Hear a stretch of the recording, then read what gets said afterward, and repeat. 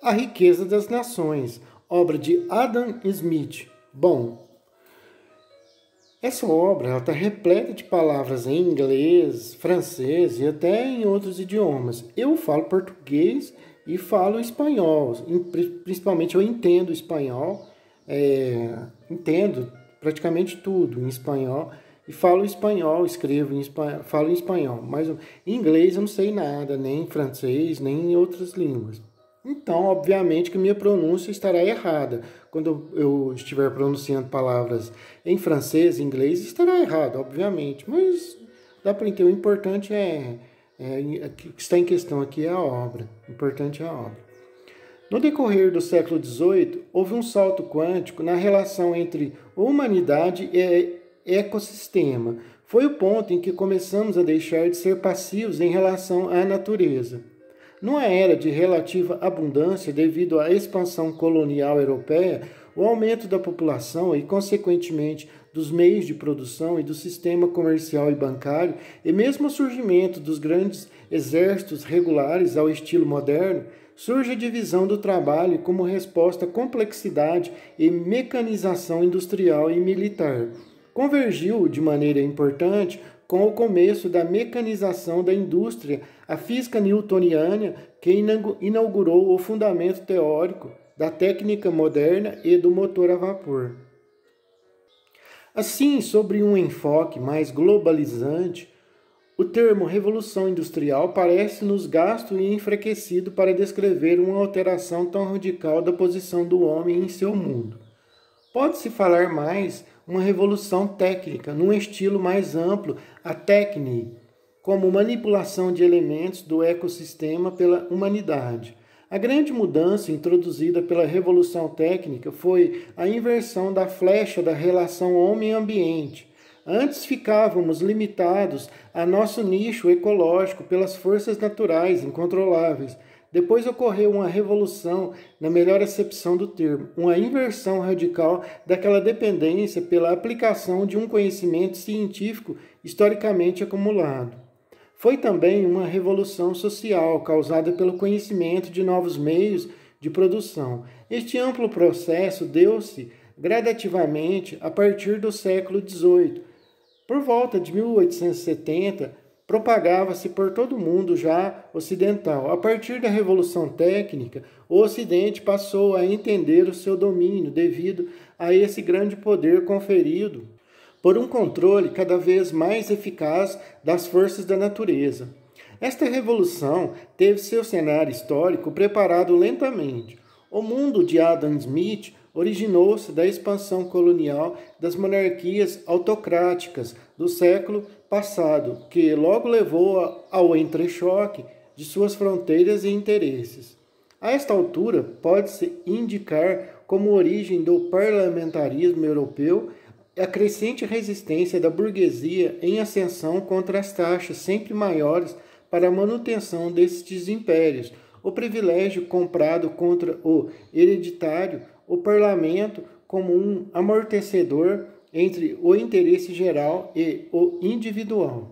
Na América do Norte, onde as colônias não obtiveram representação no parlamento inglês, a situação culminou no que Adam Smith chama de atuais distúrbios. A Riqueza das Nações teve sua última edição exatamente em 1777. Na França, uma situação mais grave culminaria na Revolução Francesa, ainda nos dias de Adam Smith. O ambiente intelectual era o das academias e do mecenato, dos monarcas, ambiente elitista que, mesmo quando simpatizante da plebe, idealizava utopias parnasianas e gentes homens, e com um mal dirigido ressentimento contra a religião como base ideológica das injustiças sociais. Aquele mecenato compensava o desleixo e a mediocridade em que a universidade caíra, isto pela tutela das igrejas nacionais e universidades pelos príncipes protestantes, que se valeram da reforma para se livrarem do controle de Roma. Tal situação durou até os tempos de Adam Smith, que nesta obra acusa o desinteresse geral de mestres e alunos. A economia servia ao interesse expansionista e conspiratório das potências. Mais que uma teoria econômica, o mercantilismo representou esta situação de fato. Vence a guerra comercial quem tem uma balança comercial positiva, a qualquer custo, e o que alguém ganha, um país comercialmente inimigo perde. Já no século XVIII, William Petrie denunciara a ilusão do mercantilismo de que a posse da moeda é a riqueza e não o trabalho. Adam Smith retoma melhor esta argumentação. A indústria da época nos pareceria mais um artesanato tosco. Todo o continente europeu era agrícola e pouco urbanizado. O pobre morria de inanição, varíola e a alta mortalidade infantil era mais um fato da vida. A pouca educação dos industriais, simples artífices e comerciantes bem-sucedidos contrapunha-se à má vontade e desonestidade dos operários. Mesmo assim, este ambiente social representava uma época de progresso geral e de relativa abundância, que mencionamos. Na Inglaterra, as leis de navegação, o Estatuto do Aprendizado e as leis dos pobres arrasavam o comércio das colônias americanas, impunham taxas protecionistas, impediam o exercício livre do artesanato e impediam a migração dos trabalhadores de uma cidade para outra. Por outro lado, com a delimitação das terras não ocupadas, impossível deter o êxodo rural. As cidades se enchiam de problemas. As altas taxas protecionistas só incentivavam o contrabando, levando à corrupção aos funcionários do governo e à aristocracia. A Glasgow, de 1751, sumariava bem esta situação com uma efervescência mercantilista típica do século XVIII. Porto bem situado para receber o produto da América, desenvolvia-se para a Escócia, antes pobre, uma riqueza avarenta e puritana, diversa da latina, baseada nos gastos e na ostentação. A sede daquele país pobre em participar dos novos ventos que moviam a Europa ofuscava o senso crítico quanto aos desequilíbrios político-econômicos. Nesse mesmo ano, lá chegava Adam Smith, 28 anos, para lecionar lógica na Universidade de Glasgow. Logo interessou-se em conhecer em primeira mão a atividade daquela cidade, onde se concentravam as indústrias que enviavam suas manufaturas em troca do tabaco americano. Visitando os industriais do local, por vezes em companhia de seu amigo Carlos, Adam Smith acabou amigo deles e proferiu conferências em seu clube, a Glasgow Economic Society, em 1754. Então, estão sempre imersos em sua operosidade, e os escoceses só podem acolher com otimismo um tal progresso. O jovem professor de lógica, bem-sucedido a ponto de pouco depois também receber a cadeira de moral, era oriundo da aldeia escocesa de Kirkcaldy, filho póstumo de um funcionário da alfândega. Formou-se na própria Universidade de Glasgow, onde, assim como Home, foi discípulo de Utenshisson, que muito o influenciara, o maior bem para o maior número. Liberdade religiosa e política, teoria do valor. Sua estada no Balliol College, Oxford, desagradou-o devido ao desleixo em que se encontrava a escola. Não deixou de aproveitar o tempo para completar suas leituras clássicas. Voltou para sua aldeia natal em 1756 e 2 anos depois vamos encontrá-lo ensinando retórica e literatura em Edimburgo. Foi quando tornou-se amigo de Home. Foram as aulas dadas nesta cidade que lhe valeriam o cargo em Glasgow. Seu círculo intelectual incluía, além de Home, Reynolds, Edmund Burke, Gibson, Robert Simpson e James Watt, o inventor do motor a vapor. Os apontamentos das conferências de Glasgow resultaram na Teoria dos Sentimentos Morais, 1759, e aqui, sobre o título de Jurisprudência, já identificamos o esboço de A Riqueza das Nações. Apesar de não ser uma obra muito brilhante, agradou tanto a Carlos a ponto de ele indicar Adam Smith como preceptor do jovem Duque de Burghley e seu irmão mais jovem, em meados de 1763. Adam Smith abandonou sua cátedra e no ano seguinte estava em Toulouse com seus pupilos e começando um exercício de beletrística que redundaria na A Riqueza das Nações. Nesta viagem, não só teve contato com Voltaire, na Suíça, como com os fisiocratas franceses, os primeiros teóricos reais da economia e os primeiros a se denominarem economistas. Já estava familiarizado com as suas teses, e Rome abria-lhe as portas dos círculos letrados, praticando com o próprio Quesnay, Nasher, de Albert Helvetius, Marmont e mesmo Turgot. Depois do assassinato do irmão nas ruas de Paris, o duque dispensou e concedeu-lhe uma pensão vitalícia para terminar sua obra máxima. Assim, Adam Smith voltou a Londres em 1766 e depois à sua aldeia para redigir definitivamente seu livro. A Riqueza das Nações, uma vez vinda a público, aumentou consideravelmente sua fama e recebeu a sinecura do comissionário da alfândega. Foi também agraciado honorificamente com o título de Lord Reitor de sua antiga universidade em Glasgow, 1787. Após testemunhar algumas das grandes etapas da história de seu tempo, a expansão do Império Britânico, a independência norte-americana e a Revolução Francesa, com a saúde declinando já desde a morte de sua mãe, teve a oportunidade de demonstrar suas convicções estoicas com sua dolorosa morte por problemas intestinais em 1790. As ideias de Adam Smith.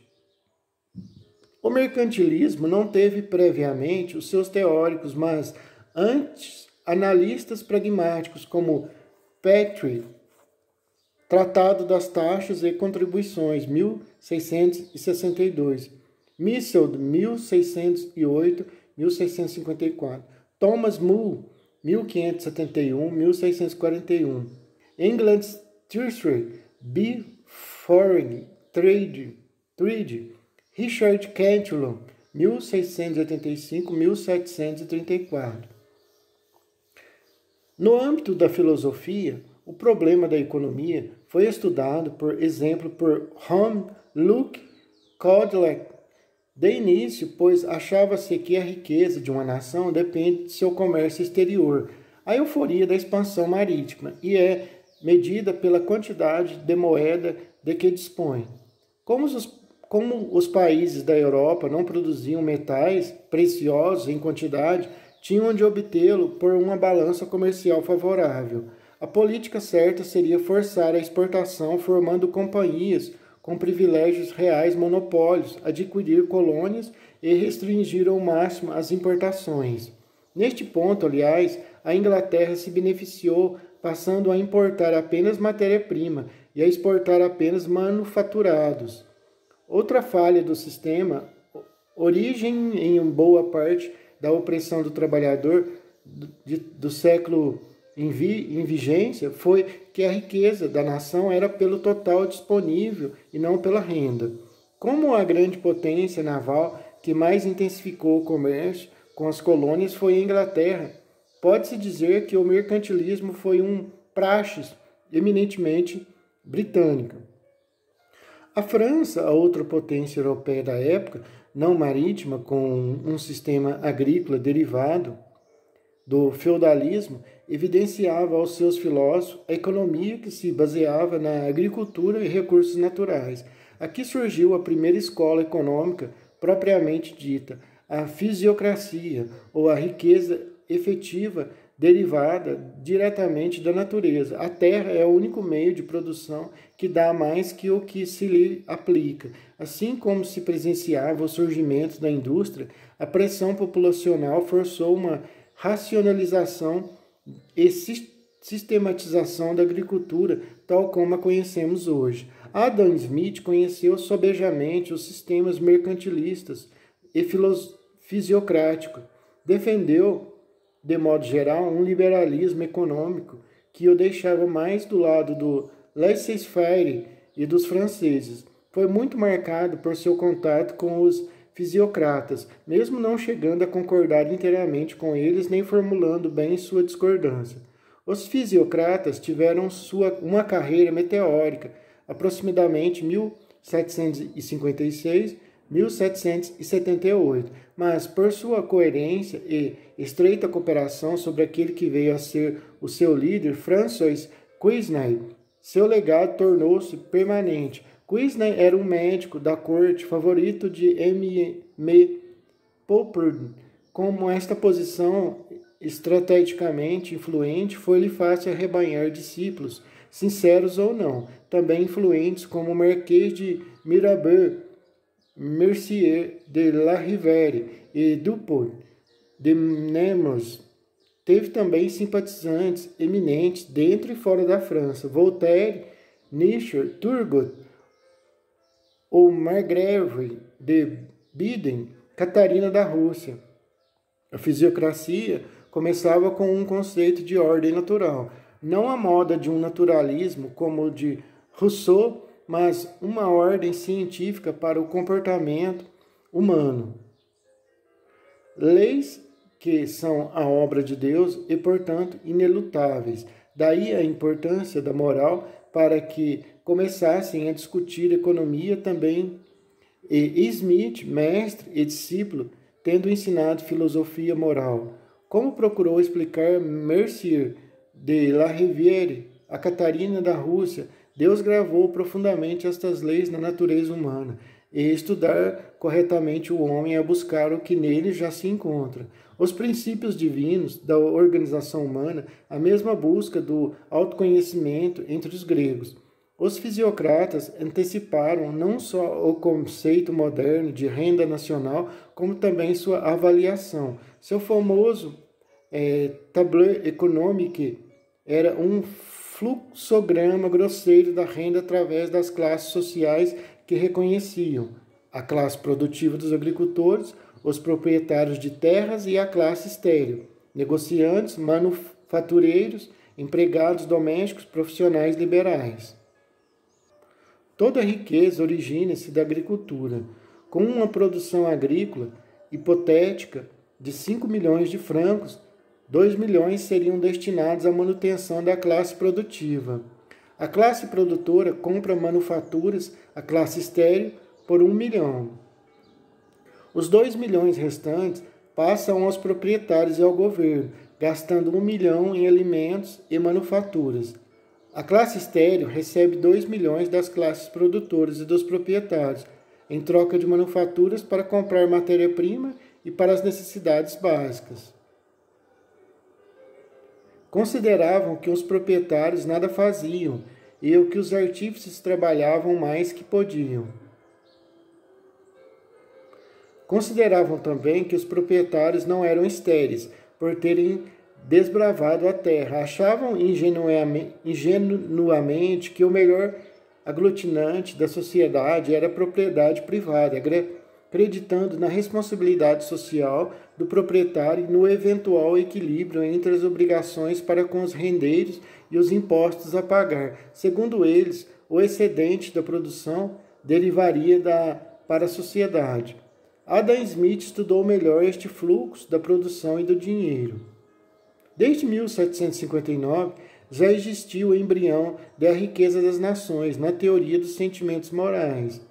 Ao passo que Francis Hutcheson, System of Moral Philosophy, 1755, falava primeiro sobre ética, a lei natural e a organização do Estado civil, que deve ser a sua consequência, sendo neste ponto onde entra a economia, sequência seguida também por Adam Smith. O mestre era um daqueles gentes homens intelectuais que acreditavam ser o homem movido pela bondade. O discípulo, um pouco mais cético, e seguindo os estoicos, em que deve ser deixado ao homem seguir seu caminho e que só se procuram as ações que agradem a uma opinião alheia que represente a autoridade para nós. Via a bondade natural como resultado de cada um seguir suas tendências. Daqui a crença no liberalismo e a oposição aos privilégios de qualquer natureza. Segundo o sistema formulado por Adam Smith, o maior progresso observável, então, na economia era a divisão do trabalho. Os especialistas assim formados, apesar de se transformarem em pessoas embrutecidas, aumentarão a produtividade e farão melhores ferramentas. A riqueza da nação será o seu trabalho anual. Para não limitar esta produção pelo mercado, este deve ser ampliado ao máximo pelos transportes, entrepostos e bancos. O dinheiro facilitará a divisão do resultado do trabalho e a sua troca. Sua teoria do valor não é apresentada claramente. Diz que o valor é convencionado pela sociedade e se divide em salário, lucro e renda, passíveis de flutuação. O valor destes componentes é determinado pela quantidade de trabalho sob o controle de cada um. Diz também que o trabalho é medido por seu valor moral, esforço e dificuldade. Fala também da troca da sociedade primitiva, mas trata dessas três teorias de maneira estanque e não decisiva. A posse do dinheiro não é riqueza, mas sua circulação em função de bens de consumo. Do dinheiro, Adam Smith passa a considerar o sistema bancário e a acumulação do capital, causa e efeito da acumulação do trabalho produtivo. O capital acumulado pode ser aplicado de outras maneiras, e seus juros também terão sua flutuação.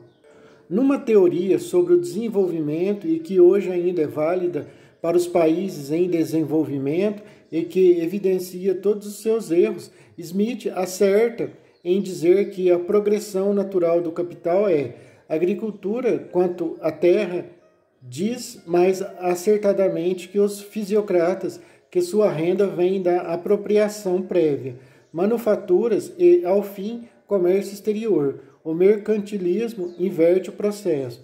Tendo explicitado o valor da agricultura e localizado o mercantilismo, passa a denunciar os seus males. Protecionismo, subsídios, incentivos para produtos não essenciais e tratados de comércio puramente políticos. As colônias, neste contexto, só servem para a criação artificial de comércio dirigido e monopólios.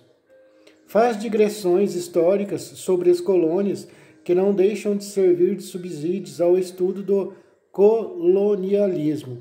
Apesar de considerar a economia parte da politeia ou a minúcia do... Apesar de considerar a economia parte da politeia ou a minúcia do governo civil, seu liberalismo força-o a não aceitar qualquer intervenção reguladora do Estado no comércio e na indústria. No comércio, concentrou-se nos problemas de sua época como se fossem os únicos possíveis. Por exemplo, não considerou que uma sociedade em desenvolvimento pode ter sua divisão de trabalho truncada pela ausência de capital, mas fala bastante do que acha sem serem legislações opressoras do governo. Defende os aspectos positivos do comércio como induzindo a civilidade, pois as pessoas são forçadas ao cumprimento exato de grande número de compromissos. Como os políticos não estabelecem estes conflitos internacionais mais prováveis. Não deixou também de acusar o rico de embotamento mental que a especialização no comércio pode causar. Em A Riqueza das Nações, Smith, como bom representante da burguesia em ascensão, achava os impostos um obstáculo ao crescimento da economia e deixou este tópico desagradável para o último livro. Reconhece, quiçá a contragosto, que civilização e governo crescem em paralelo, mas se o Estado deve garantir à burguesia a um preço camarada, qual a melhor maneira de cobrar os impostos para tal? Defendia o laissez-faire exceto nos serviços essenciais, que jamais atrairiam quem quisesse obter lucros.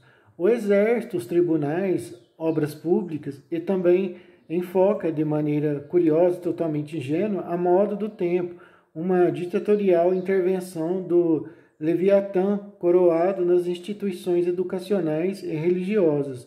Com efeito, suas considerações de natureza mais prática sobre taxação foram ouvidas e até aplicadas na época. Além de fazer questão de que o governo tivesse a mesma honestidade e pontualidade que a burguesia na taxação, sugeriu o imposto proporcional e o progressivo. Predominavam então as taxas regressivas, o imposto sobre a renda. Sobre as taxas em si, identificou aquela sobre a terra, a mais fácil de ser instituída, aquela sobre o consumo como devendo se incutir especialmente no preço final. Nas importações, achava que desviavam os capitais de atividades que poderiam ser mais lucrativas em direção aos produtos favorecidos pelo aumento do imposto sobre outros produtos. Seriam mercantilistas os impostos sobre a importação por implicarem que o dinheiro é a riqueza. Sobre o aspecto literário, algumas observações. A riqueza das nações é bem um exercício de beletrismo aplicado à formulação de uma teoria característica do século XVIII. Apesar de o autor ter sido professor de lógica, falta-lhe definição e imparcialidade em muitos pontos.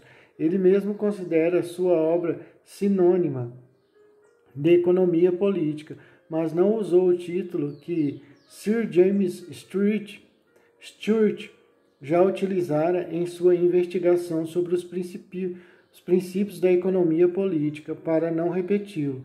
Teve também um antecedente na Fábula das Abelhas, Fable of the Bees, de Mandeville. A divisão do trabalho mostrava entre as abelhas, mas com uma base moral narcisista e um tanto maquiavélica. Toda iniciativa segue o vício, a vaidade e a aprovação social a qualquer custo.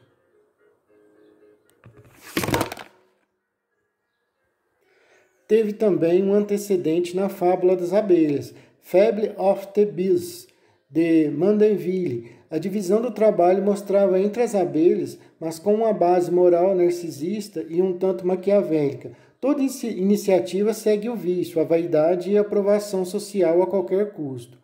Influência de Adam Smith e crítica. Influência de Adam Smith e crítica. Sem dúvida alguma, Adam Smith teve o mérito do pioneirismo na sistematização do que hoje chamamos de economia. Notemos que foi a primeira das ciências humanas a se separar da filosofia. Estabeleceu as principais definições da então incipiente sociedade capitalista, a divisão do trabalho, as classes sociais, a relação entre o valor e o trabalho para uma mercadoria, considerações sobre tributação e etc. Retomou a divisão em classes sociais dos fisiocratas como uma visão mais clara. Os trabalhadores produtivos ganham seu sustento e dão um produto líquido. Os capitalistas e proprietários repartem aquele produto líquido entre lucro e renda. E os improdutivos, que são pagos não com capital, mas com renda, e que são os prestadores de serviço. Sobre este pano de fundo, foi também o primeiro a usar o termo burguesia, ainda na forma germânica, Bürger, uma categoria socioeconômica e que veio mesmo a ter características culturais próprias, por meio do que, sem dúvida, viria a marcar os estudos de Marx.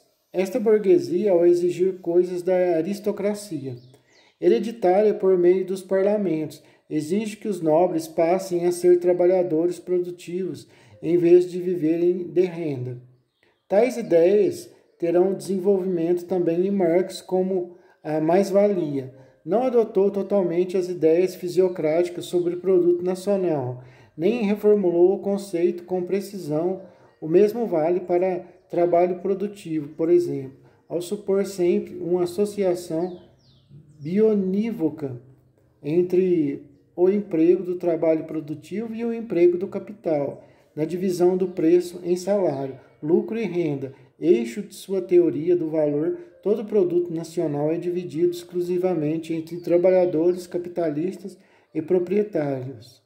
Isto não deixou também de ser sua influência no pensamento marxista, mas foi muito criticado ao longo da história da economia por se basear na euforia da expansão econômica de sua época e não tendo valor científico geral. As crenças otimistas de Adam Smith poderiam causar verdadeiras catástrofes se levadas a sério. O jogo da mão invisível, de que comércio e indústria e consumo são sempre autorreguladores perante a ecologia, a ordem natural, seria exatamente destruída se o governo não interferisse no laissez-faire.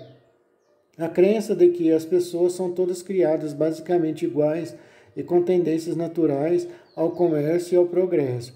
Ou ainda, se uns enriquece demasiado, é somente pelo mérito de seu trabalho, e mesmo os pobres enriquecerão ou ficarão menos pobres gradativamente.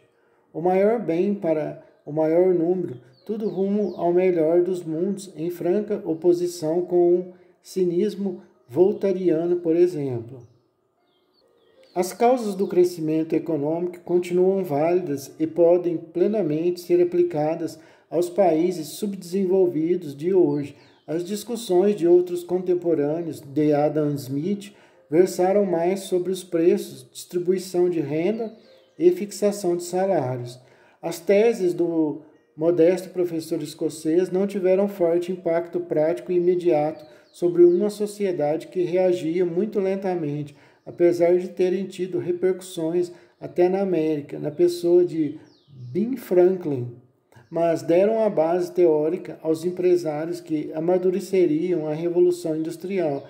De fato, ao longo do último século, os obstáculos ao comércio interno, tanto na Grã-Bretanha como no continente europeu, foram gradualmente eliminados e até nossos dias só tem crescido a liberdade e a intensidade do comércio internacional. Com efeito, ao longo de todo o século que passou, a Inglaterra especialmente foi um exemplo vivo do conteúdo de A Riqueza das Nações. Criou escola, ofereceu um método para a nova ciência e teve seu séquito de críticos. Pode-se dizer, por exemplo, que os princípios da economia política de Ricardo foram uma longa crítica da tese de Smith. No hiato convulsionado causado pela Revolução Francesa e pelas guerras napoleônicas, houve uma recessão, tanto dando origem a pensadores mais pessimistas como Malthus, 1766-1831.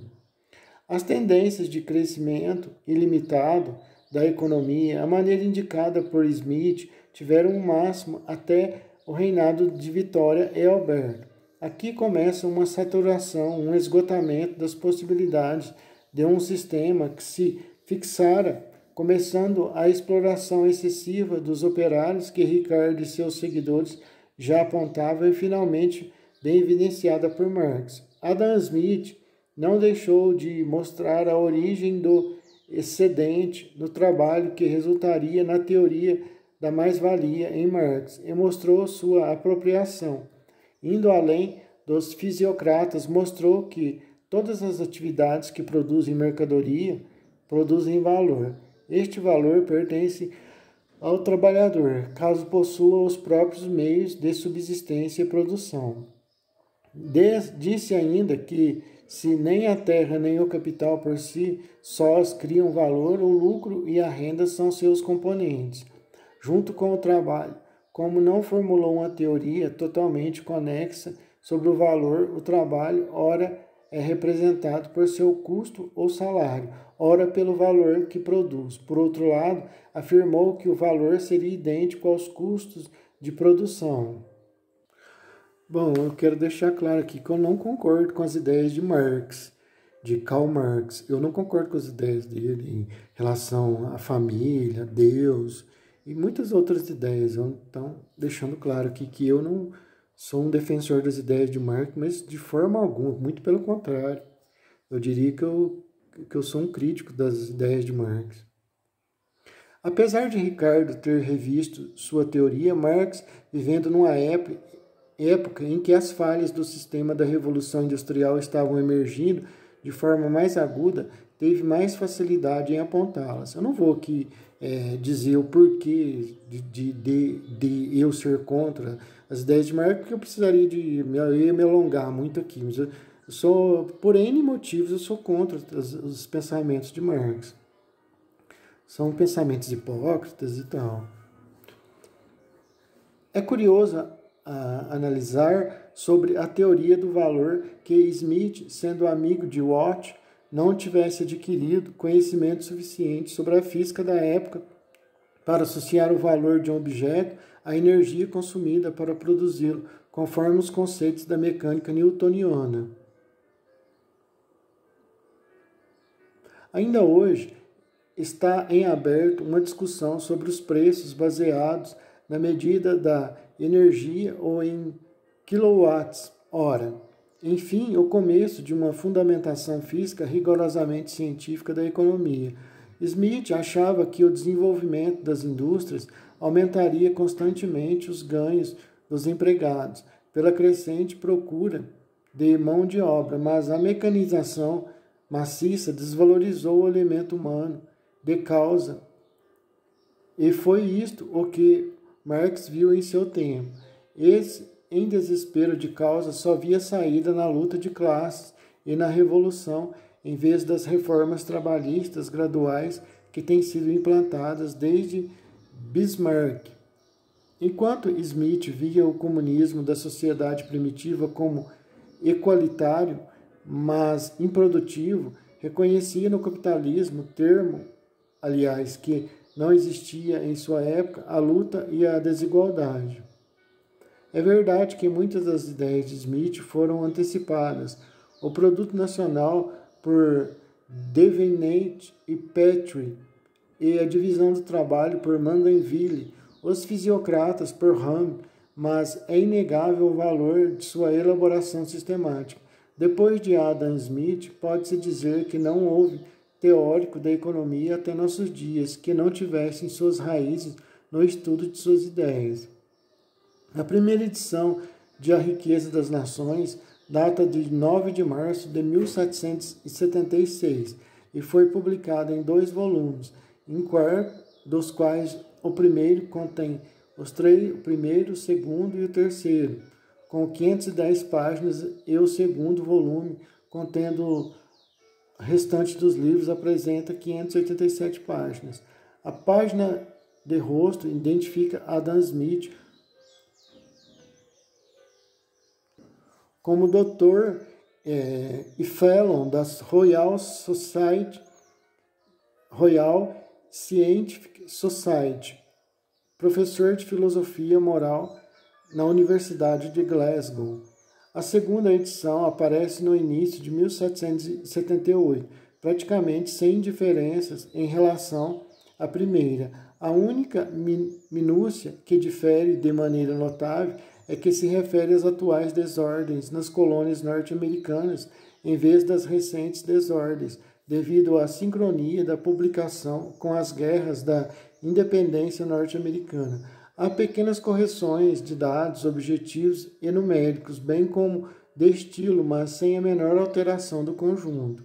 Ao fim de 1784, temos a terceira edição, que pode ser considerada a definitiva, agora em 3 tomos, sendo que o primeiro volume vai até o livro 2, capítulo 2, e o segundo até o livro 5, capítulo 8. Nessa edição encontra-se um índice alfabético com adições por Edwin Cannell. A seus títulos já se acresceu na folha de rosto seu cargo de funcionário da aduana de SM na Escócia. Foi editada em Londres por Strastor Cadell. Uma nota terceira, a terceira edição. Aqui encontramos acréscimos e correções importantes nos livros. No ano de 1786, temos a quarta edição, com o mesmo tipo de composição da terceira, com uma nota, a quarta edição, onde diz não ter feito alterações de monta. Ao longo da vida de Smith foram feitas 5 edições de sua obra, e a última é de 1789, ano de outra revolução fundamental para a história moderna, além da Revolução Industrial. A Revolução Francesa está só com correções mais de tipografia que de estilo. Foi nessa edição que baseamos a presente tradução. Introdução e plano da obra. O trabalho anual de toda nação é o fundo que originalmente lhe fornece todas as necessidades e utilidades da vida que anualmente consome, que consiste sempre ou no produto imediato nesse trabalho ou naquilo que é comparado com esse produto das outras nações. De acordo, portanto, com que esse produto ou que é com ele comprado tenha maior ou menor proporção com o número daqueles que o consumirão. A nação estará melhor ou pior suprida com todas as necessidades e utilidades ocasionais. Mas esta proporção deve, em cada nação, ser regulada por 2 circunstâncias diversas. Primeiro, pelo engenho, a destreza e o discernimento com que esse trabalho é geralmente aplicado, e segundo, pela proporção entre o número daqueles que estão empregados num trabalho útil e o daqueles que assim não estão empregados. Qualquer que seja o solo, clima ou extensão territorial de qualquer nação particular, a abundância ou a carestia de seu suprimento anual deve, numa situação particular, depender destas 2 circunstâncias. A abundância ou carestia deste suprimento também parece depender mais da primeira destas 2 circunstâncias que da última. Entre as nações selvagens de caçadores e pescadores, cada indivíduo apto a trabalhar está mais ou menos empregado em trabalho útil e esforça-se por proporcionar tão bem quanto pode as necessidades e utilidades da vida, para si mesmo ou para aqueles de sua família ou da tribo que são muito velhos, ou muito jovens, ou muito enfermos, para caçar e pescar.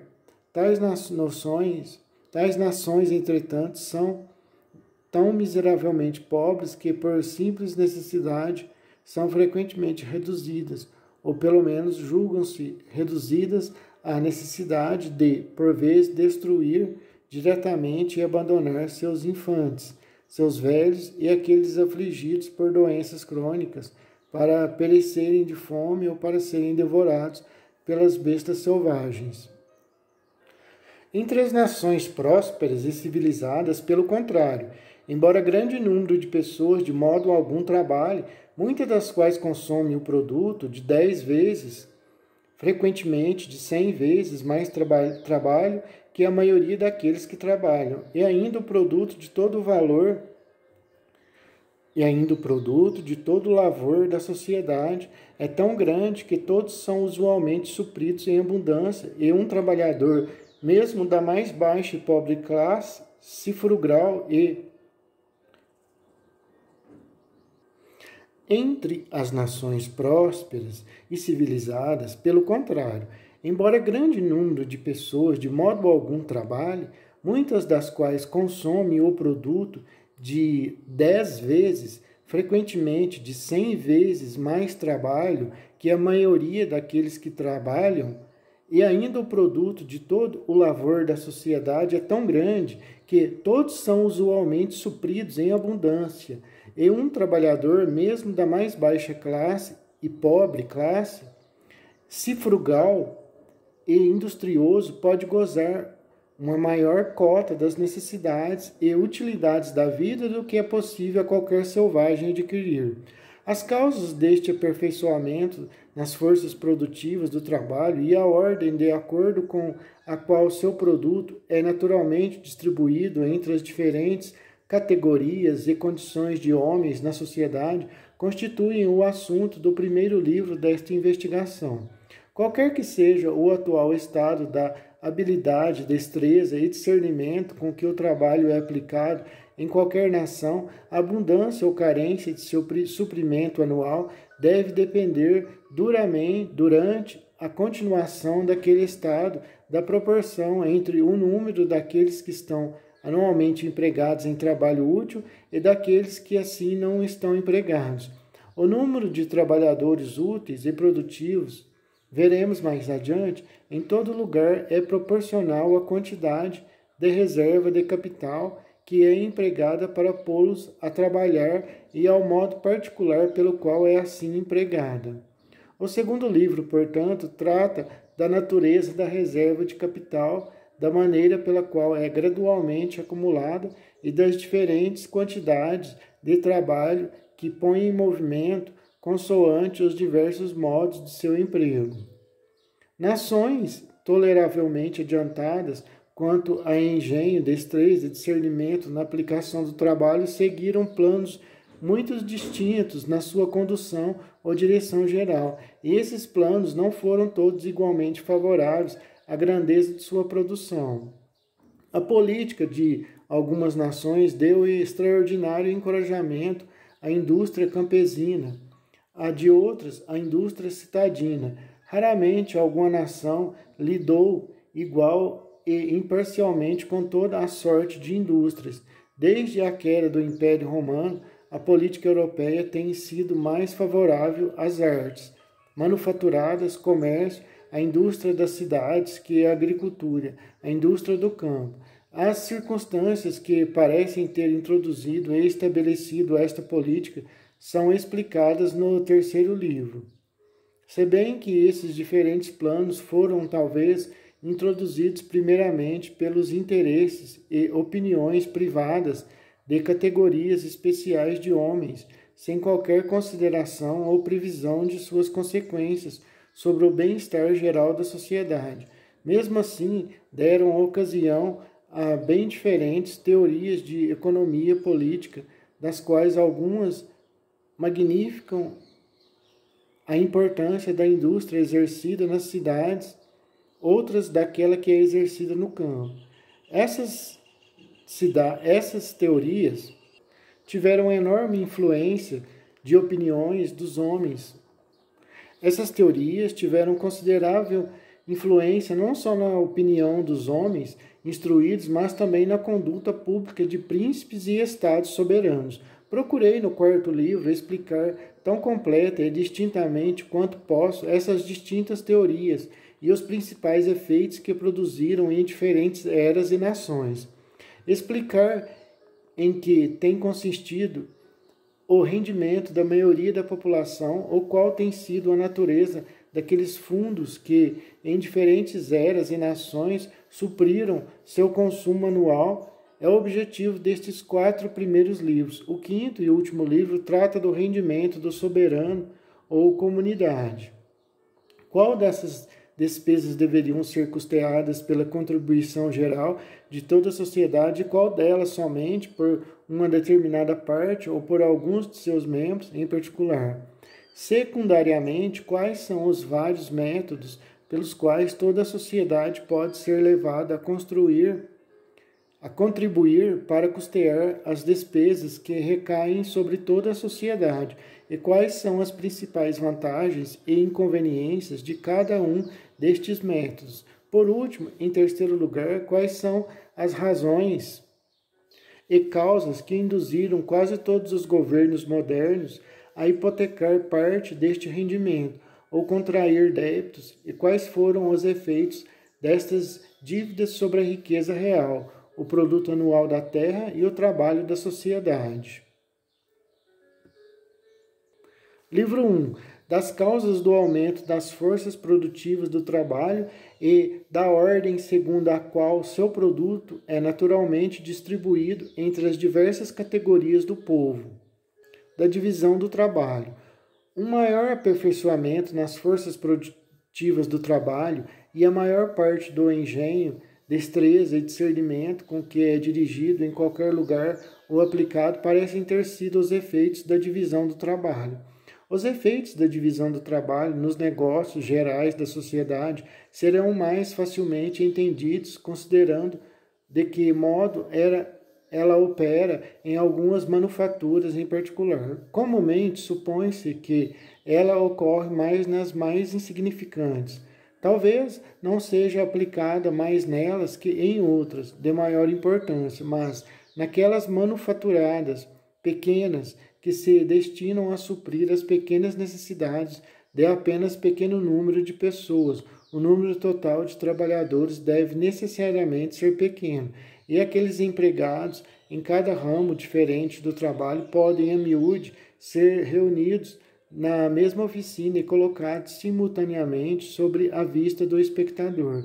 Nas grandes manufaturas, ao contrário, que estão destinadas a suprir as grandes necessidades da grande maioria do povo, cada ramo do trabalho emprega tamanho número de trabalhadores que é impossível reuni-los todos na mesma oficina. Raramente podemos ver mais simultaneamente do que aqueles empregados num só ramo, embora em tais manufaturas o trabalho possa realmente ser dividido num número muito maior de partes que naquelas de natureza menor. A divisão não é tão óbvia e, concomitantemente, tem sido muito menos observada. Para tomar um exemplo, pois de uma manufatura pouco significante, mas uma em que a divisão do trabalho tem sido muito notada, o ofício do alfineteiro, um operário não educado para esta ocupação, que a divisão do trabalho transformou numa atividade específica, nem familiarizado com o uso da maquinária nela empregada, para cuja invenção essa mesma divisão do trabalho provavelmente deu ocasião, dificilmente poderia, talvez com seu máximo empenho, fazer um alfinete por dia, e certamente não conseguiria fazer 20. Mas do modo em que este ofício é agora exercido, não só todo o trabalho é uma atividade especial, mas está dividido em um número de ramos, dos quais a maioria pode ser outras tantas indústrias. Um homem estica o arame, outro o endireita, um terceiro corta-o, o quarto o aponta, um quinto esmerilha o topo para receber a cabeça. Fazer a cabeça exige 2 ou 3 operações distintas. Colocá-la é uma tarefa à parte. Branquear os alfinetes é outra. É mesmo outra indústria. Colocá-los no papel e o importante negócio de fazer um alfinete é, destarte, dividido em cerca de 18 operações diferentes que em algumas manufatureiras são todas executadas por mãos diferentes, se bem que em outros o mesmo homem às vezes fará 2 ou 3 delas. Vi uma pequena manufatura dessa espécie onde apenas 10 homens eram empregados e onde alguns deles, consequentemente, executavam 2 ou 3 operações diferentes. Não obstante, sendo eles muito pobres e, portanto, mal acomodados, tão somente com a maquinária estritamente necessária, podiam, quando se esforçavam, produzir entre eles cerca de 12 libras de alfinetes por dia. Há numa libra mais de 4.000 alfinetes de tamanho médio. Estas 10 pessoas, portanto, conseguiam fazer um total de mais de 48.000 alfinetes por dia. Cada pessoa, portanto, fazendo 1/10 parte de 48.000 alfinetes, deve produzir 4.800 alfinetes por dia. Mas trabalhando todos separados, independentes, e sem nenhum deles ter sido educado neste ofício, certamente cada um deles não conseguiria fazer 20, nem mesmo um alfinete por dia, que, por certo, não é 240 vezes, nem 4.800 vezes menos do que atualmente são capazes de perfazer em consequência de uma divisão e combinação adequada de suas diferentes operações. Em todo outro ofício e manufatura, os efeitos da divisão do trabalho são similares ao desta, bem pouco importante. Entretanto, em muitos, o trabalho não pode ser tão subdividido, nem reduzido a tão grande simplicidade de operação. A divisão do trabalho, porém, tanto quanto possa ser introduzida, ocasiona em toda a técnica um proporcional aumento das forças produtivas do trabalho. A separação de atividades e empregos parece ter tido lugar em consequência desta vantagem. Esta separação também é geralmente levada ao extremo nos países que gozam do mais elevado grau de indústria e aperfeiçoamento. O que é o trabalho de um homem num estado rústico da sociedade é geralmente o de vários numa sociedade aperfeiçoada. Em toda sociedade aperfeiçoada, o lavrador geralmente nada mais é senão um lavrador. O artífice nada mais é que um artífice. O trabalho também, que é necessário para produzir qualquer manufatura completa, é quase sempre dividido por um grande número de mãos. Quantos ofícios diferentes não estão empregados em cada ramo das manufaturas, no linho e da lã, dos cultivadores aos braqueadores e penteadores, ou tintureiros e alfaiates?